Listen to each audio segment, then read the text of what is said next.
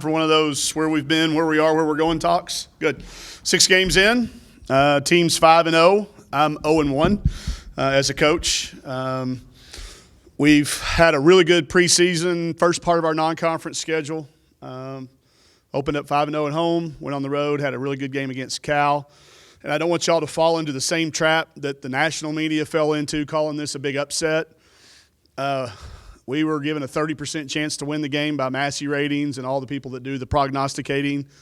And those people that build the big casinos out in Las Vegas had us as a 7-point underdog. So I'm not really sure how we got labeled as the big upset, but whatever. I know we looked at it as rankings, and that's where the national media fell in. I know our local media is smarter than that. So with that said, really happy where we are. I said I'll take blame for the loss at Cal. Didn't have our group ready to play at 4 quarters. We hadn't had to. I really thought we would have had to in our first 5 games. I really did. But we played so well at home, we didn't have to play 4 quarters. So we had some tired legs out there, some rebounds that even with our size disadvantage we should have gotten. If I could have gotten Taylor a little bit of rest, she would have gotten 2 more rebounds. I think Amber Ramirez makes the 3 that was open to win the game.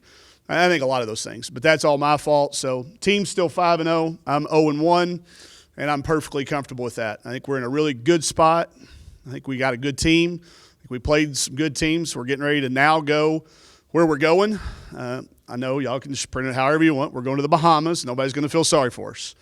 But we do have our 3rd straight NCAA opponent right in front of us. Fordham, NCAA tournament team last year. We just played Belmont, just played Cal, so we're in a stretch of 3 games against tournament teams from last year, and then another Power 5 opponent with Wisconsin down there as well. So team's in good shape. We don't have anybody coming back off the injury list for this trip. They will make the trip but still aren't looking to play.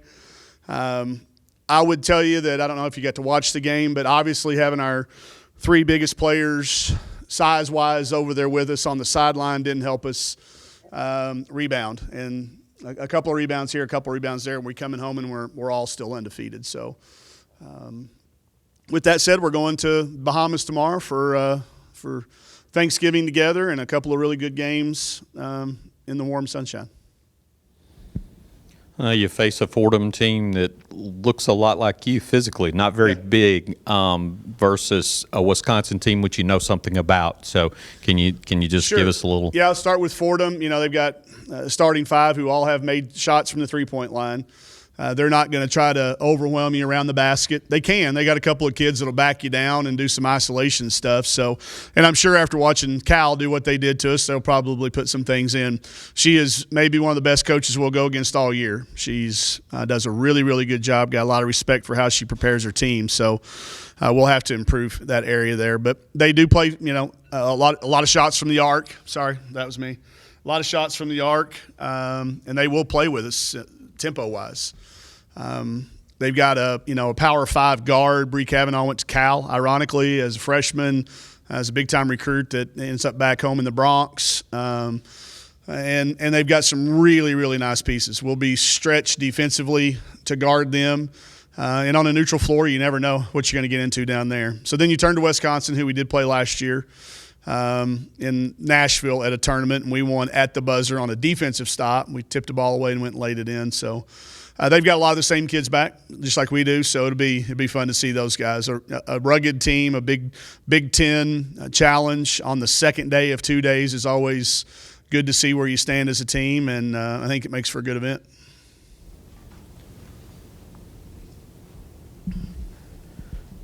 Coach, you mentioned the rebounding. Yep. And Kiera, would she made a difference? Or any of the 2 players coming in? Destiny, Kiera, Macy, Chantel, if we could address her out. Yeah. I mean, you look at the game, you look at the stat sheet, you look at the film. Our first shot defense was pretty good, but we gave up 19 offensive rebounds, 10 to one player. One player got 10 by herself. And if you're looking at the box, I don't know how they charted second chance points out there, but 18 was wrong. I think the one kid had 18 by herself. So rebounding would have been helped not only by those kids, but if I could have rested Taylor a little bit more. I probably should have rested Taylor in the middle. gotten Aaron some more minutes, and we could have gone with a bigger lineup, maybe played Rowe a little bit instead of the smaller guards. But we were in it. We had really good chances, and one rebound could have made the difference. It really could have. When you go back and you tear it apart like you do as a coach in a one possession game, which it was, you can find that one possession a lot of different times. So rebounding's a thing that you can work at. It's a thing you can talk about, but going out and doing it is another whole thing. And they were very committed to making sure that that's what they did. And when they got some success with it, they just kept doing it, And it really had a compounding effect on us. And, again, some of that was legs. Probably should have cut back either – a little bit in practice or knowing that ahead of time, or played those kids a few more minutes in our first 5 games. I'll beat myself up as a coach like that, or not take them to see Hamilton. Although, no, I'm not going to say that, because seeing Hamilton was an amazing experience for our kids culturally, and to see it in San Francisco was amazing, but made for a little bit of a late night. So, again, my fault as a coach. You talked about the legs a little bit. They made more threes than you did. Yeah. I mean, you talk, obviously the rebound number jumps out at you, but you guys were 4 of 15 from the three, and they made 7. So there's a difference. Yeah, it was. They weren't coming off our shooters, and we had more points in the paint than they did. And we had 62 points in the paint, or 56 points in the paint. So, again, taking what they are going to give us. We're not to the point where we're just going to jack threes to jack them. If they're not there, they're not there. Of the 15 we took, I liked 13 of them. 2 of them were half-court shots at the end of the period. We got to figure out a way to stop counting those, because kids stopped shooting them, and they really shouldn't count statistically anyway. But we did not shoot it as well. Part of that's a new gym. Part of it's longer defense. Part of it's the legs. There's a lot of things that go into it. I was okay with the number and the quality of shots we got. I just think we could have made 1 or 2 more, and we certainly could have kept them from getting as many. Our offense was pretty good. They have a good defensive team. This is a Cal team that went to UConn and had a single-digit game with those guys into the fourth quarter. So, again, I started seeing the word upset all over social media, and it just crawled all over me, because people want women's basketball to be taken really seriously, and that would not happen on the other side if people would have realized how good Cal was. That was a heck of a job by our kids to go on the road and for the first time all year and give ourselves a chance to win.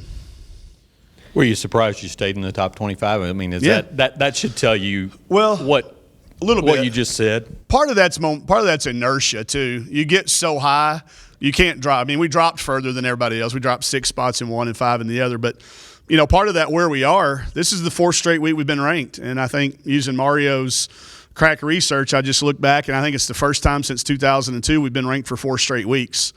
You had a player named Shamika Christian back then, and Gary Blair's coaching, but it's the first time our program's been recognized for 4 straight weeks at any point in time in the season, much less to start it. So I think it's still a good indicator of where we are and where we can possibly be. I think there were enough of the educated voters that looked and saw how good Cal is, gave them votes appropriately, and kept everything going like it is. But I can tell you this, you can't lose 2 down in the Bahamas and come back and expect to be ranked next Monday. That does the inertia. There's not enough inertia in the world to keep you going there. So, we want to continue to use that as a measuring stick. But for us just to get back to playing and continuing to prove, I think we improved in some areas at Cal. We really did. It just sometimes you don't get rewarded with a win when that happens. Coach, talk about You mentioned the Wisconsin game in the end of game. They're playing defense. And then another game that comes to my mind is the Tennessee game last year. What's your end of game philosophy, whether or not to call a timeout or not? And can you just talk about that? Yeah, you have to. It varies from game to game. I think I prefer to let the game play out. I just think there's so many things that can happen. I was sitting there watching Coach Muss last night. I think the same thing he had. He's got a team he trusts. He's playing a really small rotation lineup. There's probably nothing you're going to say over there. You allow the defense to set all those things. So when you have a team you trust, you let them play it out. You really do. And I'm consistent with that. The game against Tennessee where you're talking about we didn't take the timeout, we caught them off guard a little bit. They thought we were going to take the timeout, so allowed to go in transition because I had a senior point guard I trusted. We got a freshman point guard this year right now, so I'm not going to tell you that there's not going to be a time. I also think for us too, in women's basketball, it's a little different because the timeout advances the ball.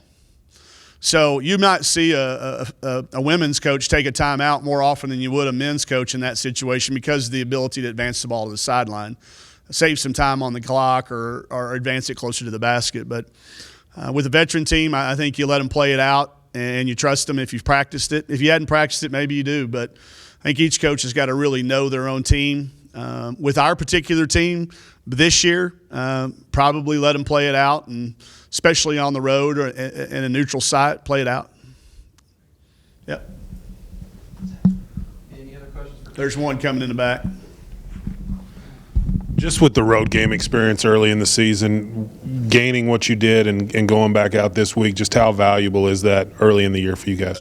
It's something you can't really practice. You know, you can talk about it, and you can sit in a film room and say these are all things we're going to have to deal with, but until you deal with a 45-minute taxi from the FBO terminal to the main terminal, I thought we were driving to the hotel. I couldn't figure out why it was taking so long, and then just rush hour traffic and a bus driver not knowing exactly where we're going and almost making us late to the curtain, all those things.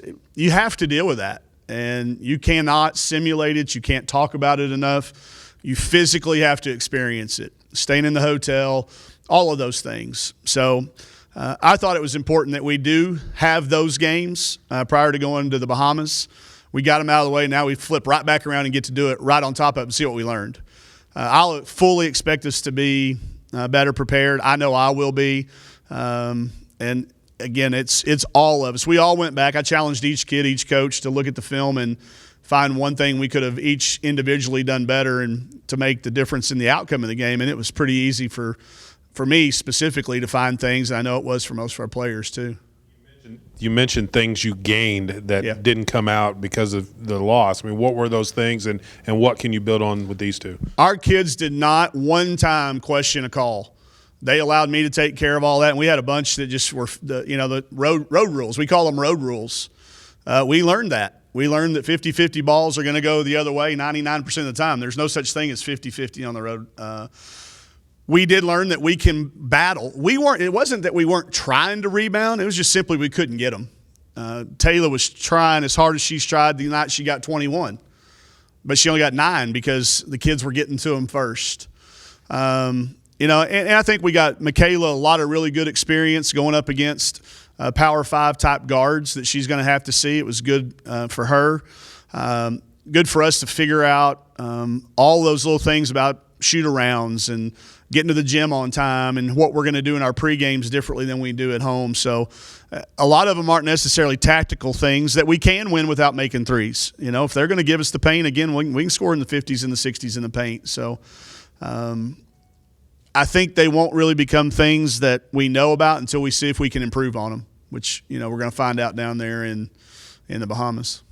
Last thing. Yeah. Taylor, last week when I visited with her, she talked about, hey, you're going to see more offense from me. I mean, is that a preview of maybe more things to come? Maybe a little bit. She got a lot of those. They had big kids, and they rebounded so hard that it was not only one of the first things, it was the first thing. She can outrun them in transition, and she got 4 run-out layups, which, lead to lay-ins, easy baskets, and then she makes a couple around the basket on rebounds. She had a tip in. And she's capable of giving us, X number of points if the teams are going to give that to us. They were coming off helping with their bigs around the basket and allowed her for some dump passes where a lot of times those teams stay home. So, this going back to Jason's point a little bit, it was a different defense than we've seen anybody play on us.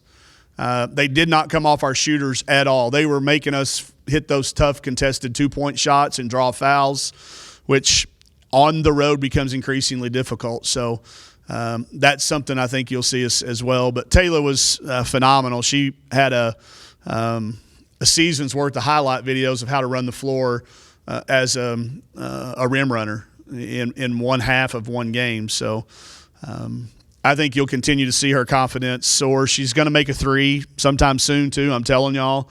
That was one thing we considered doing, bringing their big kid out and let Taylor shoot a couple of threes and Aaron as well. So you're going to see that kid not only make, I think she'll make just as big a jump from last year to this year, she does next year to her senior year.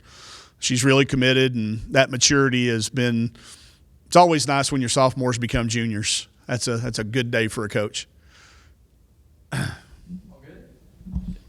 Thanks, everybody.